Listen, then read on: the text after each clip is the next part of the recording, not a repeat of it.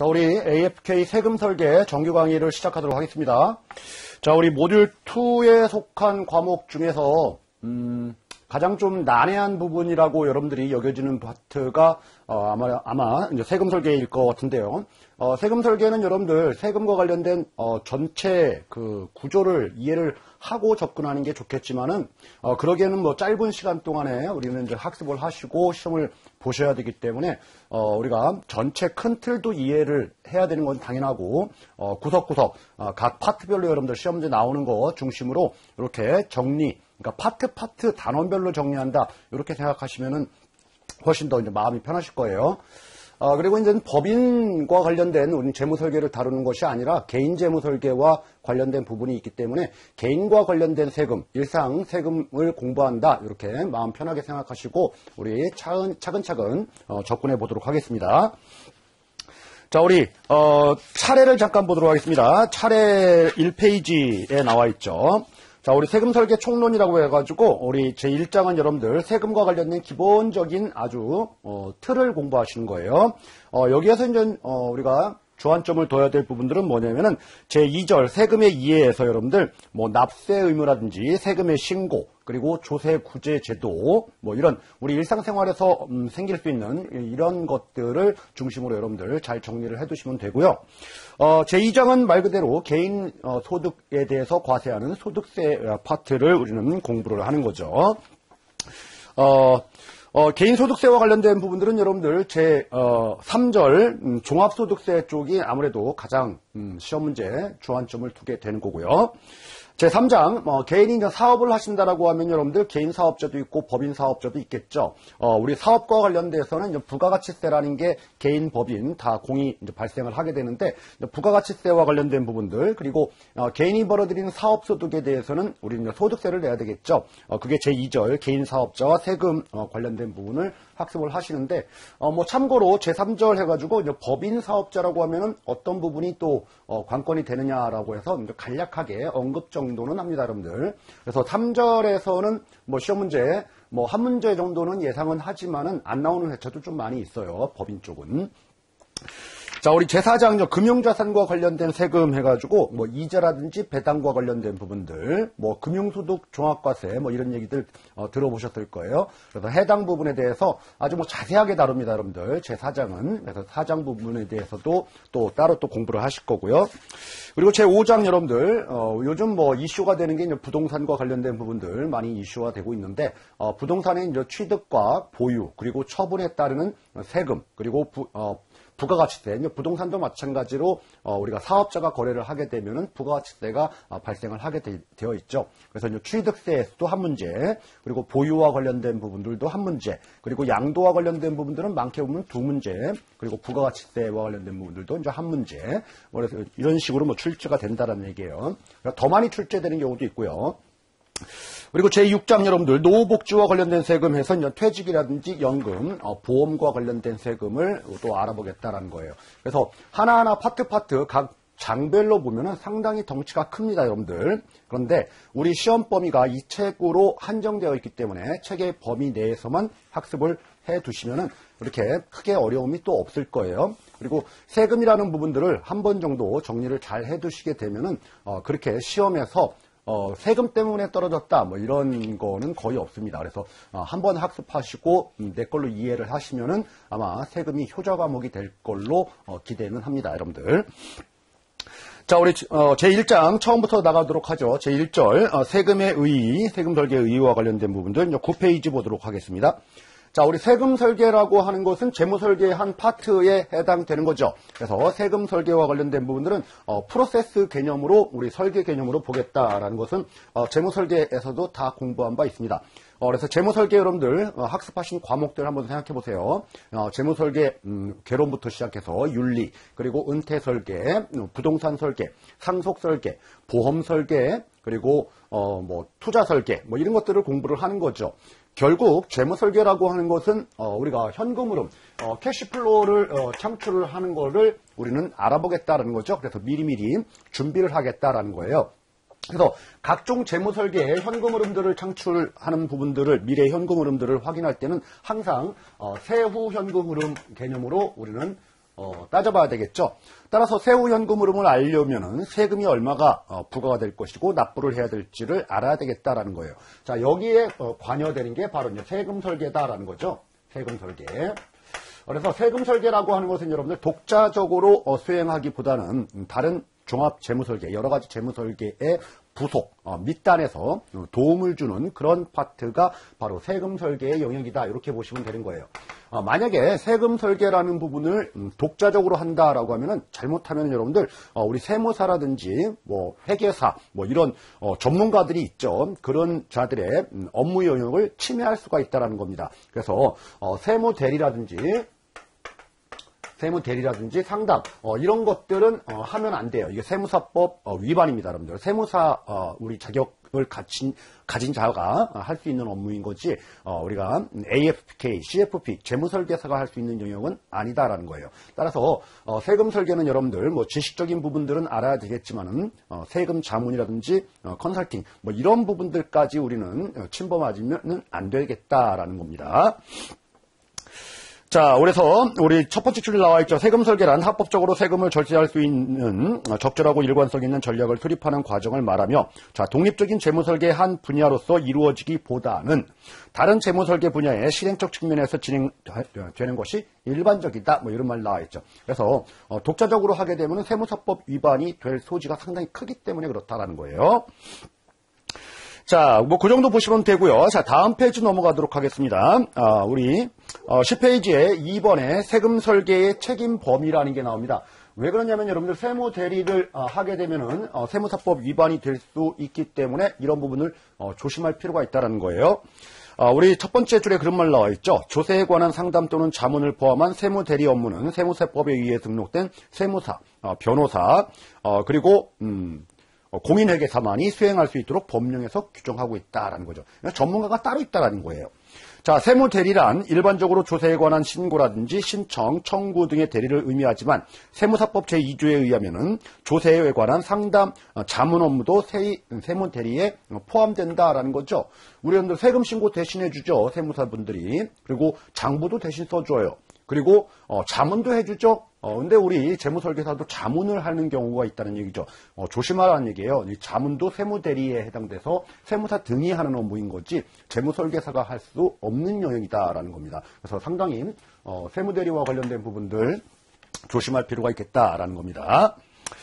자, 그래서 그러므로 재무설계사가 일반적으로 재무설계 수행에 있어서 단지 조세에 관한 상담이나 자문 업무가 아니라 그렇죠. 순현금 흐름이라든지 세후 예상 수익률 추정 등의 업무에 관련된 분야는 특별히 제한하지 않는다. 그러니까 우리는 세후 현금 흐름과 관련된 세후 수익률이라든지 캐시플로우 창출할 때 세금 파트를 지식적으로 이용하는 것은 괜찮다라는 거죠. 우리가 세무 대리까지는 침범하지 않는다라는 겁니다. 자, 이런 부분들을 우리는 명심해 둬야 되겠다라는 거예요. 근데 일상적으로 여러분들 고객과 상담을 하게 되면은 이런 부분들까지도 다 얘기를 하게 되죠. 어찌 보면은 현실적인 측면에서 보면은 여러 가지 세금과 관련된 부분이 많이 개인에 얽혀 있기 때문에 자문, 상담하는 경우도 상당히 많아요. 그런데 법상으로는 위반이다라는 거예요. 그래서 책임관계를 정확하게 구분지어야 되겠다라는 겁니다. 자, 다음 여러분들 세무설계, 세금설계 우리 프로세스와 관련돼서 1단계에서 우리 6단계까지 재무설계 우리 프로세스 6단계랑 똑같죠. 뭐 그래서 세금설계 쪽에서는 이 프로세스가 시험 문제 나오는 경우는 거의 없다라는 거예요. 그렇지만 여러분들 오른쪽 페이지에 가셔가지고 우리 2단계 정보 수집과 관련된 부분에서 정량적 정보와 정성적 정보 뭐 요 정도는 구분해 보자라는 거죠.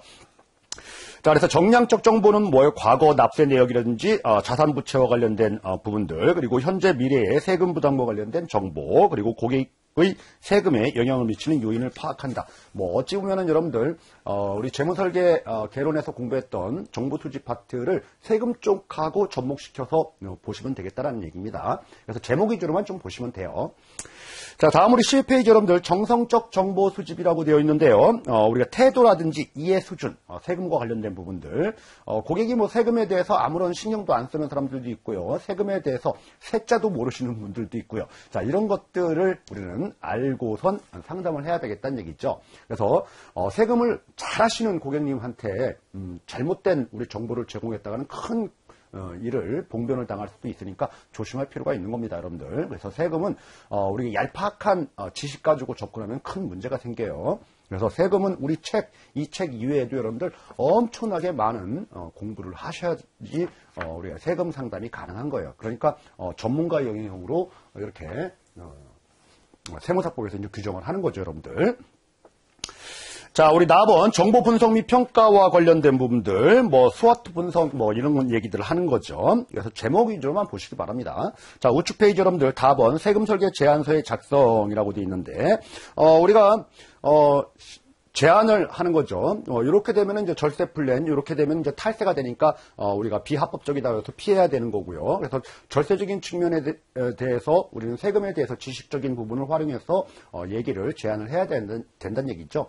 물론 이럴 때 재무설계사 독자적으로 우리가 제안을 하는 경우보다는 세무사라든지 회계사에 우리가 조언을 듣고 진행을 해야 되겠죠, 제안서. 그리고 이제 실행과 관련된 부분들도 마찬가지고요. 자, 그래서 세금과 관련된 부분들을 우리가 지식적인 측면하고 절세될 수 있는 부분들, 그리고 이제 비과세라든지 분리과세, 그리고 세율이 낮은 거, 저율로 과세되는 거, 이런 부분에 대해서 이제 금융 상품들이 많이 있거든요. 그래서 이런 부분에 대한 지식이 없으면은 재무설계사의 원활한 상담이 진행이 안 되겠다라는 거예요. 그래서 세금 설계 쪽에서는 그런 부분에 대해서 초점을 두고 학습을 하신다라고 보시면 되겠습니다. 자, 우리 다음 페이지 가셔가지고 14페이지 맨 위에 2줄 정도 보겠습니다. 세금 혜택을 위해 사업체 구조 재편의 필요성이 있다면 전문가와 상의하도록 하는 것을 우선적으로 실행한다.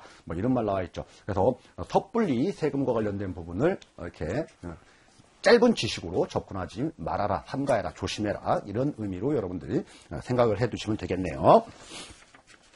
자, 우리 제1절은 여러분들 세금과 관련된 아주 기본적인 얘기들을 하고 있는데 시험 문제화 하기에는 이렇게 많은 내용이 없어요. 그래서 간략하게 이 정도 우리 정리를 해두시면 되고요. 자, 우리 제2절부터 이제 시험 문제와 이제 직결되는 부분들이 이제 나오기 시작합니다. 자, 세금의 이해라고 해서 여러분들 밑으로 오셔가지고 세금의 의의 나와 있죠. 세금 또는 조세라고 하는 것은 국가 또는 지방자치단체의 재정 지출을 충당하기 위해서 세법에 따라서 개별적인 반대급부 없이 국민으로부터 부과하는 우리 공과금의 일종이다. 이런 말 나와 있습니다.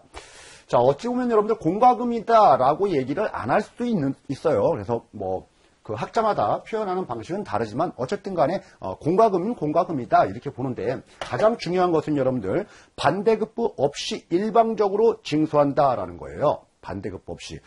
내가 피땀 흘려서 벌어들인 돈, 그렇죠? 국가가 나한테 해준 거 없는데, 또는 지방자치단체가 나한테 해준 게 없어도 나는 내야 된다라는 거죠. 예를 들어서 전기를 쓰면은 여러분들 전기세를 내죠. 전기요금을. 그리고 수도를 쓰면은 수도요금을 내는 거고, 우리가 전화를 쓰면 통신요금을 내듯이 반대급부가 있는 거예요. 썼으니까 내란 얘기죠. 근데 나 돈 버는데 아무런 준 것도 없으면서 세금은 우리는 부과된다라는 겁니다. 그게 바로 세금의 의의다라는 거예요. 그래서 반대급부 없이가 가장 중요하다라는 거고요. 자, 어디에 쓸 거냐라는 거죠. 국가 재정을 위해서 쓰겠죠. 그래서 1번 재정 지출 충당을 목적으로 한다라는 거죠. 재정 지출 충당. 자, 2번 보니까 그렇기 때문에 여러분들 일방적인 우리가 공권력이 바로 세금인 거예요. 시가에 여러분. 국가에서 일방적으로 부과를 하는 거죠. 그러니까 함부로 부과하면 안 되겠죠. 여러분들 공권력 남용이 됩니다. 따라서 세금을 부과하기 위해서는 반드시 법률에 규정이 있어야 되겠다라는 거죠. 이게 바로 조세 법률주의다라는 거예요. 조세 법률주의. 상당히 중요한 말입니다. 그래서 법률이 없으면은 조세를 부과하지 못한다라는 겁니다. 그래서 세금은 국가 또는 지방자치단체가 일방적으로 징수하는 것이 아니라 과세 요건 등을 법률로 제정하고 그에 따라 부과한다. 그죠? 엄격합니다, 여러분들. 왜냐? 일방적으로 부과하기 때문에 그런 거예요. 자, 다음 페이지 가셔가지고 3번 개별적인 반대급부가 없다. 이런 말 나와 있고요. 좀 전에 이제 설명드린 겁니다. 자, 다음에는 세금의 종류 보도록 하죠. 국가의 재정지출 충당을 위해서 부과하는 게 바로 국세가 되죠. 국세. 그리고 지방자치단체의 재정지출 충당을 위해서 우리가 부과하는 게 이제 지방세가 되겠죠. 지방세. 이렇게 이제 크게 국세와 지방세로 구분한다라는 거예요. 자, 보통 여러분들 국세라고 하는 것은 여러분들 오른쪽 페이지 먼저 볼게요. 오른쪽 페이지 중간 상단에 이제 표 1-1이 있는데요. 국세라고 하는 것은 내국세와 이제 관세로 이렇게 구분한다라고 또 구분되어 있죠. 내국세와 관세. 자, 우리 내국세라고 하는 것은 여러분들 보통세와 이제 목적세, 이제 보통세, 목적세, 지방세도 마찬가지로 이렇게 나와 있는데요. 자, 보통세라고 하는 것은 일반적인 세금을 얘기하는 거예요. 재정지출 충당을 위해서 범용적으로, 일반적으로 우리 국가에서 또는 지방자치단체에서 쓰겠다라는 게 바로 보통세금이다라고 하면은 특정한 목적이 있어서 부과하는 세금이 있어요. 특정한 목적에 사용하겠다라는 다른 일반적인 데 사용을 안 하고요. 그렇게 부과하고 있는 게 바로 목적세다라고 이렇게 보시면 될 거예요. 그래서 여러분들 목적세 우리가 표에서 단어만 볼게요. 자, 국세에서 보니까 교통에너지환경세, 교육세, 농어촌 특별세. 일단 여러분들 교통을 위한 세금, 그렇죠? 환경을 위한 세금 거기에 쓰겠다라는 거고요. 교육을 위한 세금 거기에 쓰겠다라는 거예요. 그래서 농어촌 우리를 위해서 쓰겠다. 농어촌 특별세. 자, 이런 것들이 바로 목적이 있는 세금이다라는 거죠. 말 그대로 세금 이름이 목적을 얘기를 하고 있다라는 거예요. 자, 우리 내국세에서 목적세의 종류 한번 보도록 하죠. 뭐 교통에너지 환경세와 관련된 부분 생략하고요. 교육세라는 게 있고요. 그리고 농어촌 특별세, 농특세라고 합니다, 여러분들. 농특세, 이게 바로 국세에 해당되면서 특정 목적이 있는 목적세에 해당된다라는 거고요. 다음 여러분들 지방세도 마찬가지로 보통세와 이제 목적세라는 게 있죠. 특정 목적을 위해서 사용하는 세금이다라는 건데 한번 보죠. 자, 지역자원시설세, 지방교육세 뭐 이런 말들이 나와 있죠. 자, 여기서 여러분들 지방교육세 뭐 이 정도 보시면 되겠죠. 지방교육세. 자, 우리 지방자가 안 붙으면 여러분들 국세에 해당되는 목적세에 해당되는 거고요. 우리 자치단체 교육을 위한 세금, 지방교육세 이렇게 이름을 붙인다라는 겁니다. 그래서 여러분들 목적세와 보통세와 관련된 부분들 간략하게 이렇게 알아봤는데요. 세금 분류하는 것들을 우리는 구조론적으로 다 암기하실 필요는 없어요. 왜냐하면은 시험 문제 나오는 경우도 있지만은 그렇게 중요한 건 아닙니다. 우리 쪽에서는. 근데 큰 분류틀 정도 제가 이제 말씀드리는 것들은 여러분들 좀 기억을 좀 해주시기 바라고요. 다음 이제 보통세를 보겠습니다, 여러분들. 보통세. 우리가 흔히 말하는 개인이 벌어들인 세금, 소득세, 그리고 법인세, 부가가치세, 상속증여세, 뭐 이런 것들 많이들 얘기하죠. 이게 바로 이제 국세에 해당되는 거예요. 자, 국세의 종류를 보죠, 여러분들. 법인세, 소득세, 상속세, 증여세, 그리고 부가가치세, 종합부동산세도 있네요. 종부세라고 얘기하죠. 자, 이거에 비해서 우리 이제 보통세에 해당되는 지방세 쪽을 볼게요. 자, 우리 취득세, 면허세, 재산세, 뭐 자동차세, 주민세, 지방소득세, 지방소비세, 담배소비세, 레저세, 약간 여러분들 지방색이 좀 묻어나나요? 이 표현 자체가. 그죠? 자, 그래서 큰 틀을 먼저 보시기 바랍니다. 그래서 국세 위주로 여러분들 기억을 해두시면 좋을 것 같아요. 국세 위주로. 나머지들은 우리가 지방세에 해당된다. 이렇게 보시기 바랍니다. 자, 우리 여러분들 다시 왼쪽 페이지 가서 볼게요. 자, 우리 국세와 지방세라는 부분이 나와 있는데요. 자, 우리 국세라고 하는 것은 국가 재정 지출을 위해서 우리가 부과하는 세금이다. 지방세는 지방자치단체를 위해서 부과하는 세금이다. 뭐 이런 말 나와 있고요. 국세에는 관세도 넓은 의미는 관세도 포함하지만은 일반적으로 국세다라고 하면 내국세를 얘기한다. 뭐 이런 말을 하고 있습니다. 다음 두 번째 여러분들 직접세와 간접세라는 게 나옵니다. 직접세라는 것은 뭐냐면은 내가 돈을 벌었어요. A가 돈을 수입이 있어요. 수입. 그죠? 수입이 있으면은 A가 이제 납부를 하는 거예요. 납부도 A가. 요걸 가지고 우리는 직접세 이렇게 얘기합니다. 직접세. 근데 우리 B가 납부한다. 요게 바로 이제 간접세예요. 간접세. 즉 납세 의무자. 납세 의무자는 이렇게 A, B, 이런 사람들은 이제 납세 의무자라고 합니다. 세금 내는 사람. 납세 의무자가 있고요. 이 세금을 부담하는 자가 있어요. 부담하는 자는 A가 부담한다라고 해서 담세자 이렇게 얘기해요. 담세자. 세금을 부담한다. 그래서 같으면 직접세, 다르면은 우리 간접세 이렇게 얘기해요. 자, 그래서 여러분들 첫 번째 줄 보니까 납세 의무자와 실질적으로 조세를 부담하는 담세자가 일치하는 게 직접세, 그리고 일치하지 않는 게 우리가 간접세 이렇게 나와 있는데 간접세 대부분 다 직접세예요, 여러분들. 간접세는 뭐가 해당되냐면 부가가치세, VAT라고 하죠. 부가가치세. 또 하나는 여러분들 또 뒤쪽에서 다 공부를 하실 거예요. 이제 증권거래세. 자, 요런 것들이 바로 이제 간접세에 해당되는 세금입니다. 우리 보통 이제 세금이라는 말을 안 쓰고요. 뭐 이렇게 뭐 교육세, 농특세, 지방교육세 또는 이제 소득세, 법인세, 부가가치세 뭐 이런 거 얘기할 때 세목이라는 말을 써요. 세목. 세목이 뭔가? 소득세다, 법인세다, 뭐 이런 식으로 얘기합니다. 자, 어쨌든 부가가치세 예를 들어보면 여러분들이 이제 마트에 가서 예를 들어서 1,000원짜리 우리 제품을 하나 샀다라는 거죠. 근데 우리가 이제 거래와 관련된 부분들의 부가가치세가 붙거든요. 10%. 그러면 우리는 원가 그 가액이 우리가 1,000원이라고 하면은 실제 이제 지불하는 금액은 부가가치세 100원 포함해서 1,100원을 부담을 하는 거예요. 1,100원. 그래서 1,100원은 이제 부담을 하는데 누가 부담하느냐? 산 사람이 부담하는 거죠. A가 부담해요. 그러면은 요 판 가게 주인, 그렇죠? 가게 주인 B라는 자는 요 100원을 받은 거죠. 그렇죠? 100원을 받은 것들 가지고 우리가 관할 세무서에 납부를 합니다. 납부. 지금 뭐예요? 납세 의무자는 B예요. 사업자. 이거 부담한 자는 누구죠? 우리 구매자 A. 이런 것들이 바로 이제 간접세에 해당된다라는 거죠. 이런 것들을 우리는 이제 공부를 해 두시면 되는 겁니다. 그래서 대표적으로 이제 부가가치세가 여기 간접세에 해당되는 거고요. 증권거래세라고 하는 것은 여러분들 뒤쪽에서 공부하시겠지만은 주식을 뭐 비상장 주식은 아니지만 여러분들 대부분 이제 상장 주식을 거래하게 되면은 주식을 팔아요.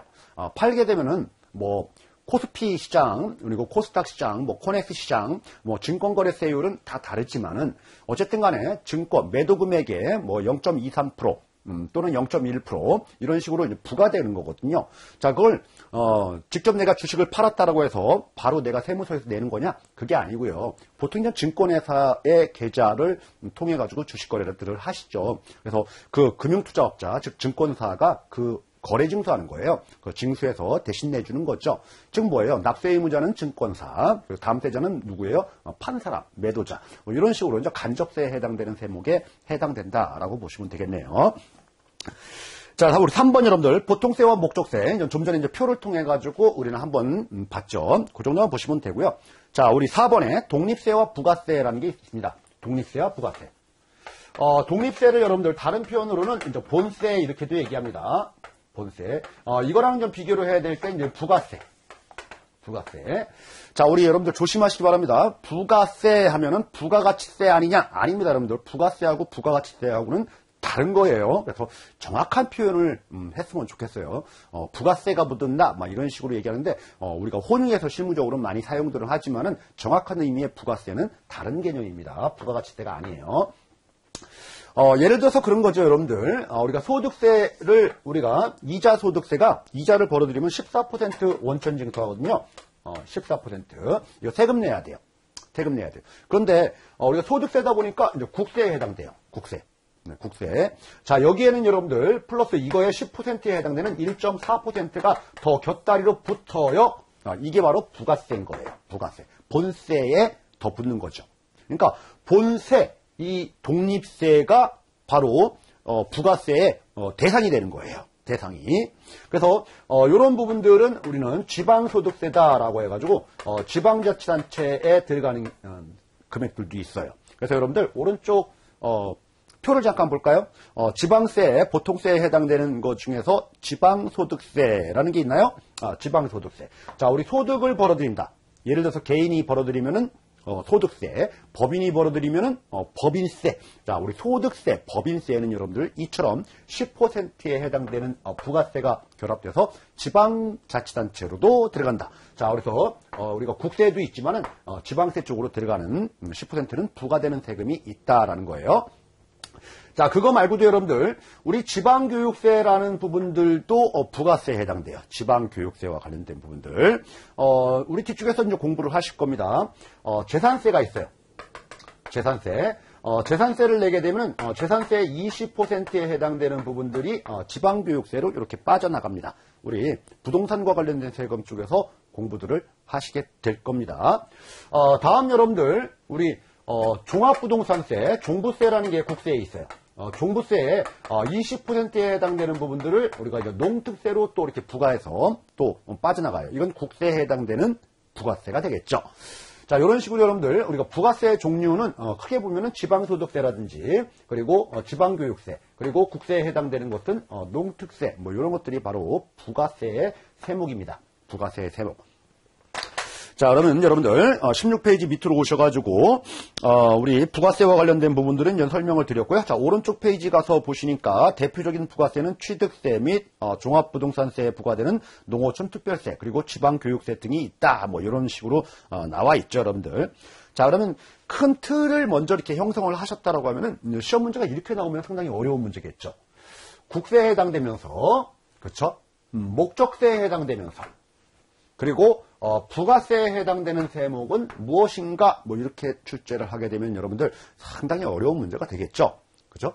그래서 그런 아주 디테일한 문제까지는 뭐 시험 문제 주로 다루는 건 아니지만 여기까지 여러분들 정리하셨다라고 하면은 뭐 거의 우리 시험용으로는 완벽하게 정리가 됐다. 이렇게 여기셔도 될 것 같아요.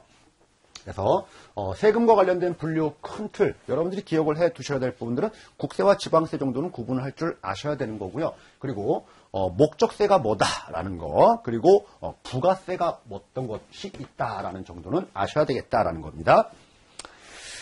자, 우리 다음 여러분들 우측 페이지 17페이지에 답원의 세법의 법원 보도록 하겠습니다. 법원. 자, 우리 좀 전에도 말씀드렸듯이 조세 법률주의라고 했어요. 그렇죠? 우리가 공권력에 해당되는 세금은 일방적으로 부과되는 세금이기 때문에 반드시 법적 근거가 있어야지 과세할 수 있다라는 겁니다. 그래서 이제 법률과 관련된 부분들은 전 국민들을 구속하는 거죠. 구속하는 거예요. 자, 이게 세금 쪽에서는 세금의 법원이다라고 보시는 거예요. 법의 근거 형식. 법원이다라고 해서 법의 원천 이렇게 보시면 되는 거예요. 우리가 가정법원, 지방법원 이런 실체 이제 건물을 얘기하는 그 법원을 얘기하는 게 아니고요. 자, 그럼 대표적으로 여러분들 밑으로 오셔가지고 1번 양관 1번 세법, 법전을 얘기하는 거예요. 세법전. 우리가 법규가 있고요. 우리가 법령, 시행령이 있고요. 시행규칙이 있고요. 여러 가지가 있겠죠. 그래서 여러분들 우리가 법과 관련된 부분들이 바로 여기에 해당된다라는 거고요. 자, 다음 페이지 가서 보겠습니다. 우리 이제 국제거래와 관련된 부분들은 이제 조약이라는 게 있겠죠. 국제법규. 자, 이것도 바로 법인 거예요. 국제법. 그리고 여러분들 시행령, 시행규칙. 맞죠? 자, 다음 여러분들 지방자치단체는 조례가 있는 겁니다. 조례. 이거 이외에도 여러분들 5번에 규칙이 있는 거고요. 조례 규칙. 자, 다음 여러분들 고시라는 것도 있어요. 고시도 마찬가지로 전 국민을 구속하는 법원에 해당된다라는 거예요. 그래서 법원의 종류를 다 암기하는 거 아닙니다, 여러분들. 법의 근거 형식. 자, 이런 내용에 명시되어 있으면은 우리 세금을 부과할 수 있는 근거가 된다라는 겁니다. 이게 바로 법원이다라는 거예요. 자, 그런데 여러분들, 자, 다시 17페이지 가셔가지고, 중간에 답원, 세법의 법원에서, 그 중간에, 거기 세 줄 나와 있죠. 자, 세법의 법원이란 세법의 존재 형식을 의미한다. 그리고 세법의 법원은 아니지만, 판례, 훈령, 통칙, 예규, 등은 현실적으로 납세 의무자에게 과세 요건 등의 판단에 있어 많은 영향을 미친다라고 되어 있습니다. 영향을 미치는 건 맞아요. 그런데 그 앞이 중요하죠. 자, 판례, 훈령, 통칙, 예규는 법원이 아니지만 이런 얘기합니다. 법원이 아니지만. 그죠? 보통 판례라고 하는 것은 여러분들 많이들 들어보셨을 거예요. 예전 판례에 따르면은 이렇게 판결했습니다라는 판결의 선례가 되는 거죠. 자, 그렇지만은 시대가 바뀌면은 그 판결은 달라질 수가 있는 거죠. 따라서 법적 완벽하게 구속하는 건 아니다라는 거예요. 물론 그런 판결 선례대로 또 판결은 진행되겠지만은 그 판례가 100% 모든 사람들을 구속하지는 않는다. 참고 영향은 주지만은 그런 뜻인 겁니다. 따라서 여러분들 판례, 훈령, 통칙, 예규 자, 요 정도는 기억을 해두시는 게 좋아요.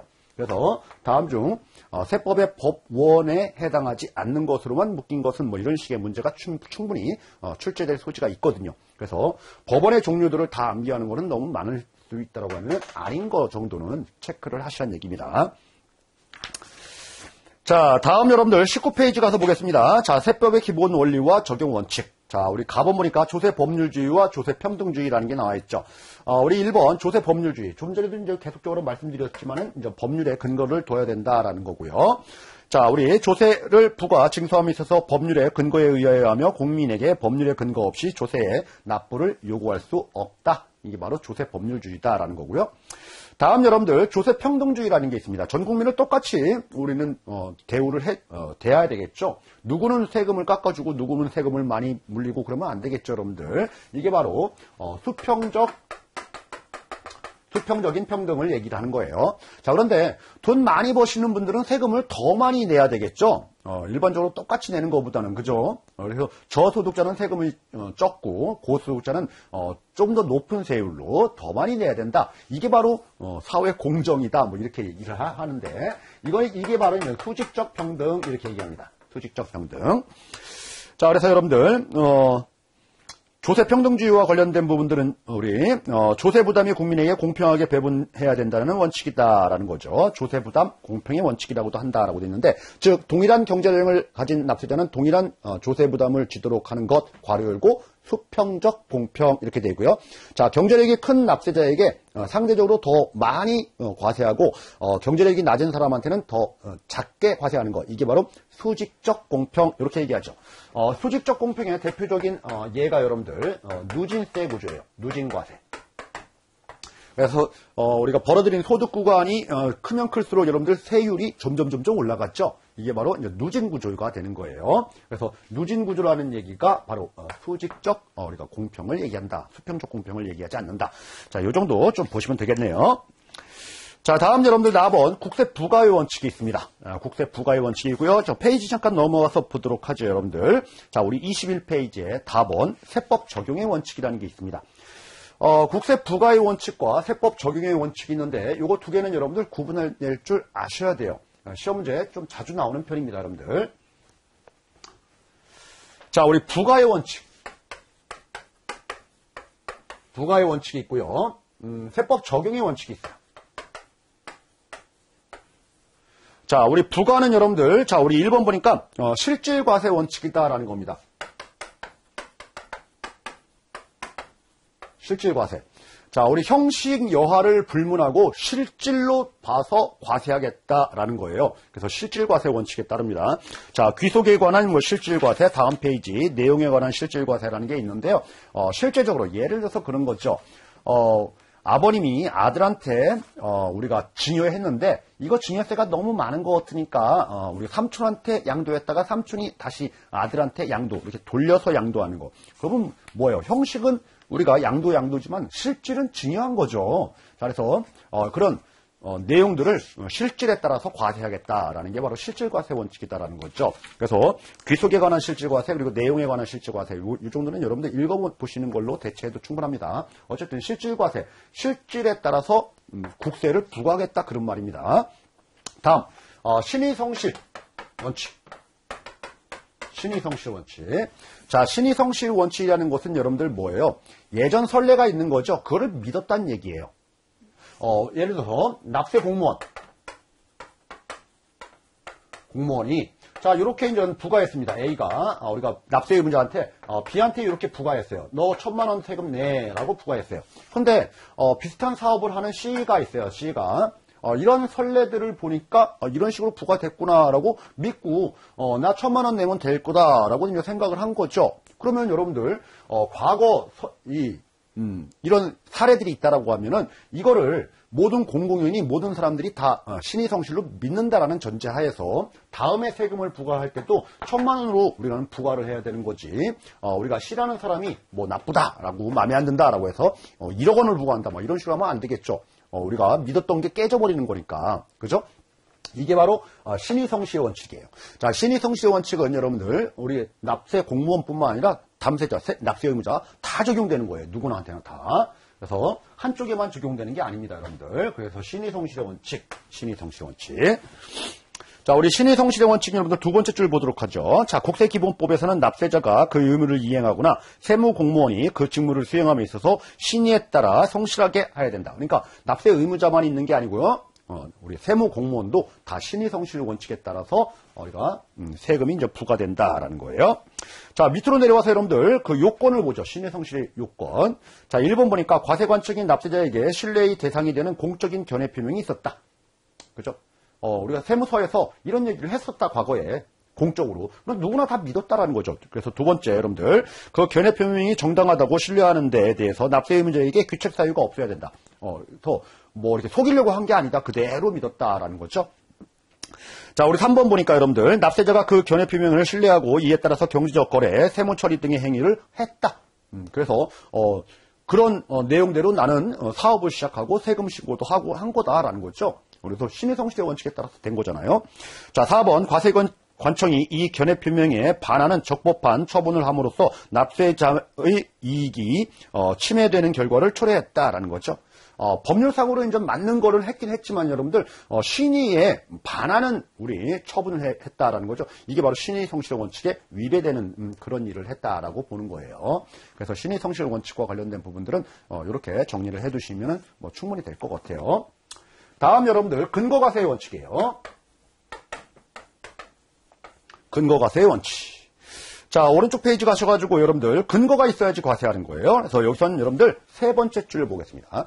납세 의무자가 세법에 따라서 장부를 갖추어 기록하고 있는 경우에는 해당 국세 과세 표준의 조사와 결정은 그 장부와 이에 관계되는 증거 자료에 의해서 해야 된다라는 거죠. 근거에 따라서 우리는 세무조사 뭐 이런 것들도 해야 된다라는 거죠.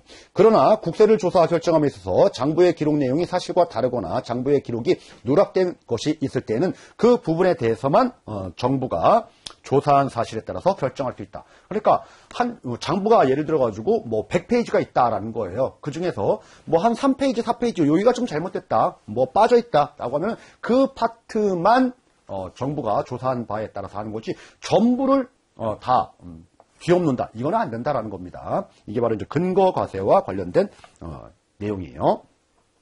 다음 여러분들 조세관면의 사후관리. 사후관리. 일정한 요건을 충족하게 되면 여러분들 조세를 좀 깎아줘요. 그런데 조세 깎아준다고 해서 조세 감면을 받았어요. 여러분들 그 요건을 이행을 해야 된다는 얘기죠. 예를 들어서 우리가 2년 또는 3년 또는 5년, 7년 요 기간 동안 그 이후에도 이런 식의 우리는 계속적인 일들을 해야 된다라는 조건으로 조세를 깎아준 거예요. 자, 그러면 여러분들 깎아주고 부과할 때 많이 디스카운트 했다는 얘기 있죠? 자, 그런 다음에 그냥 방치하면 안 되겠죠. 사후관리를 해야 된다라는 거죠. 부과한 다음에도 사후관리가 필요하다는 거예요. 이게 바로 조세 부과의 원칙이다라는 겁니다. 그래서 부과의 원칙은 여러분들 앞글자 따서 실신근조 이거 반드시 기억을 해주시기 바랍니다. 실신근조. 실신근조. 자, 다음 여러분들 세법 적용의 원칙 보겠습니다. 이건 제목 위주로만 보시면 돼요. 납세자 재산권의 부당한 침해를 하면 안 되겠다. 세법을 적용할 때는 부당하게 침해하면서 세법 적용하지 말으라는 얘기고요. 자, 소급과세 금지. 금지. 과거에 우리가 이제 세율이 예를 들어서 10%였어요. 근데 세법이 이제 개정되면서 5%로 이제 개정됐어요. 개정된 이후에 이때 이제 사업을 이제 시작한 사람들은 5% 적용을 해야 되겠죠. 그런데 이 사업자들 예전에 우리가 공적으로 부과했던 게 10%이기 때문에 10%를 적용하겠다라는 게 신의성실에 맞다 이렇게 판단할 수도 있죠. 그건 잘못된 판단이죠, 여러분들. 그렇죠? 그렇게 하지 말아라라는 거죠. 우리가 소급과세 하지 말아라라는 거예요. 이게 바로 세법 적용의 원칙이에요. 그러면 세법 적용의 원칙 중 소급과세 금지의 원칙은 조세 부과의 원칙 어느 거랑 연결이 될까요? 그렇죠? 신의성실 원칙과 연결을 시킬 수가 있겠네요. 자, 그런데 여러분들 소급과세 금지의 원칙도 예를 들어서 과거에는 5%였어요. 근데 세법 개정되면서 10%가 됐어요. 그러면은 이거는 우리가 5%로 소급과세 적용하겠다. 요거는 이제 가능해요. 왜냐면은 국민들, 납세 의무자한테 유리한 쪽의 소급과세는 인정을 해주는 경우도 있거든요. 그런데 세법을 만들게 되면은 본 세법은 언제부터 시행되며 소급과세 적용하지 않는다. 뭐 이런 식의 부칙들이 나옵니다. 따라서 대부분은 소급과세가 안 되는 거죠.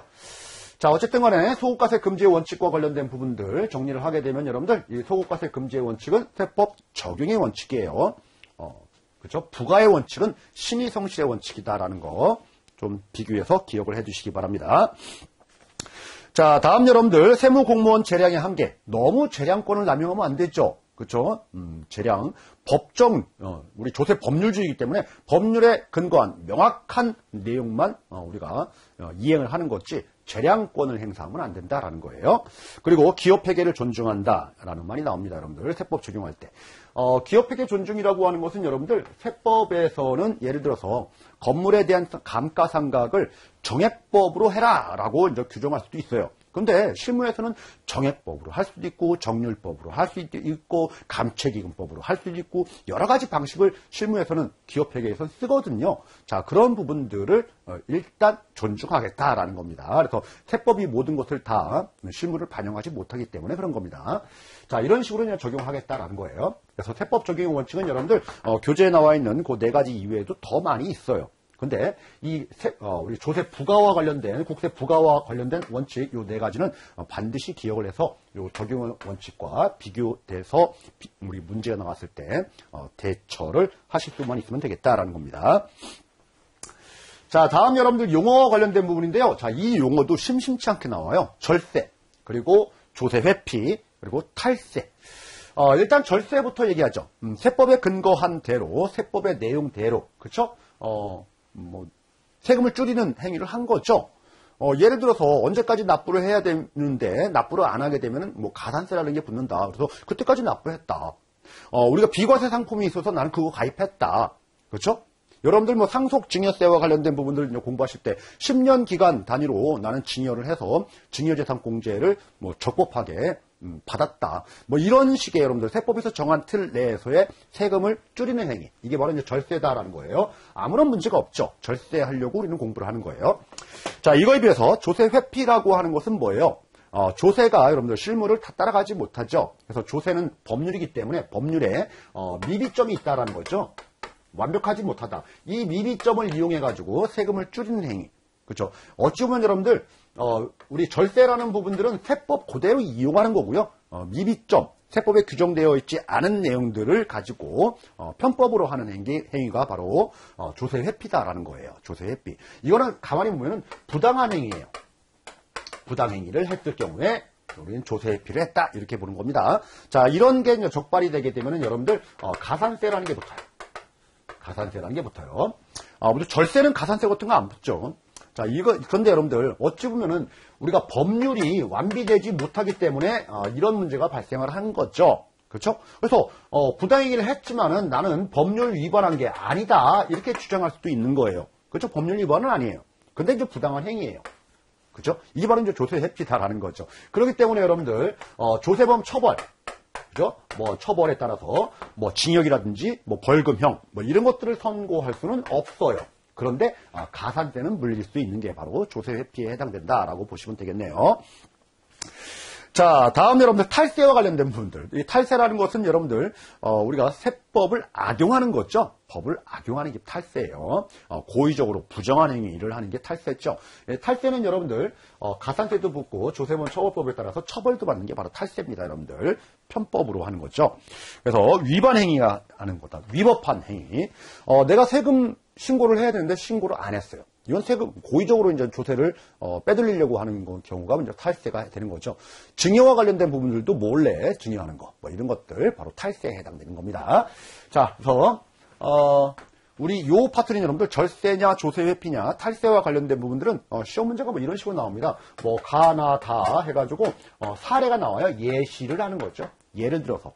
자, 가는 절세다. 나는 탈세다. 다는 조세 회피다. 이런 식의 내용을 연결하는 지문 연결하는 문제가 나오는데 너무나 쉬워요, 여러분들. 쉬워요.